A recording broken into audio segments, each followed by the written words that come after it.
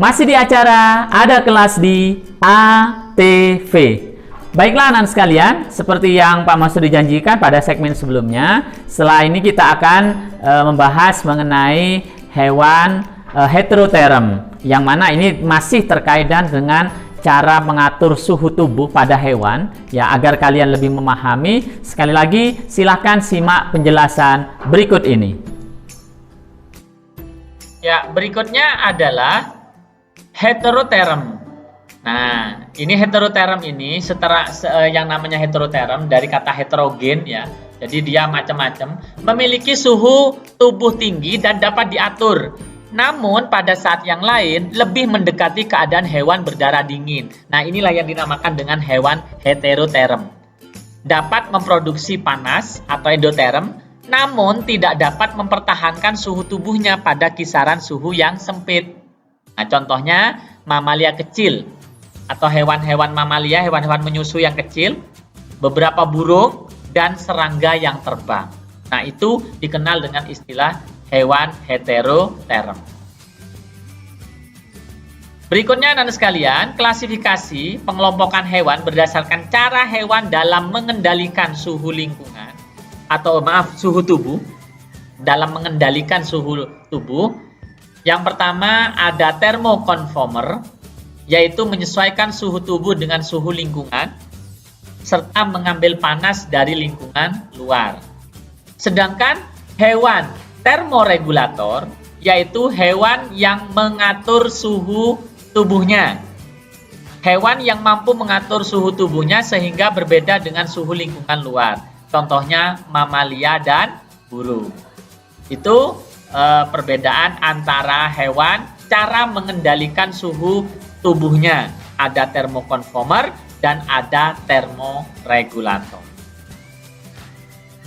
Nah, anak-anak sekalian, kalau kita rangkum termoregulasi atau pengaturan suhu pada hewan, ektoterm itu sama dengan poikiloterm, yang mana harus menggunakan energi lingkungan dan adaptasi perilaku untuk mengatur suhu tubuhnya.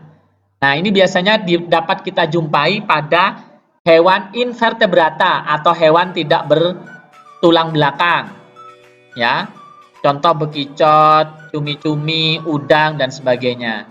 Ada golongan Pisces atau ikan, ada golongan amfibi atau kata, ada golongan reptil, hewan melata. Kemudian yang kedua, endoterm itu sama dengan homeoterm. Ya, menggunakan energi metabolik untuk mempertahankan agar suhu tubuh tetap atau konstan. Kita bisa jumpai pada beberapa serangga. Serangga itu sebenarnya invertebrata, tapi ini pengkhususan. Kemudian aves atau unggas, dan mamalia atau hewan menyusui.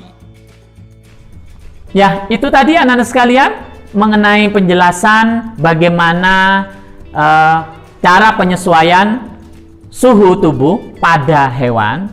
Dan kalau kita flashback dari awal, segmen pertama, segmen kedua, segmen ketiga, maka kita bisa menyimpulkan ternyata termoregulasi atau cara pengaturan suhu tubuh pada makhluk hidup, khususnya yang menjadi pembahasan kita pada manusia dan juga hewan, itu kan ternyata ada yang berbeda, ada yang hampir sama. Terutama hampir sama itu dalam mekanisme kehilangan suhu atau panas pada tubuh manusia dan hewan, itu kan tadi hampir sama, yaitu dengan cara 4 hal. Yang pertama adalah secara konduksi, yang kedua secara konveksi, yang ketiga secara radiasi, dan yang keempat secara evaporasi, tentu dengan masing-masing mekanisme baik pada manusia maupun pada hewan. Sekali lagi, mudah-mudahan pembelajaran kita hari ini bermanfaat, dan saya berharap anak-anak walaupun tetap belajar dari rumah, ya, mungkin yang masih belajar dari rumah, dengan menyaksikan video pembelajaran ini setidaknya kalian bisa lebih memahami